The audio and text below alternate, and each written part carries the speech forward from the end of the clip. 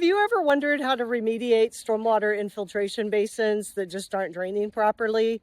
There's three different methods I'm going to tell you about. Method number one is to scarify the bottom, creating additional percolation or infiltration capacity.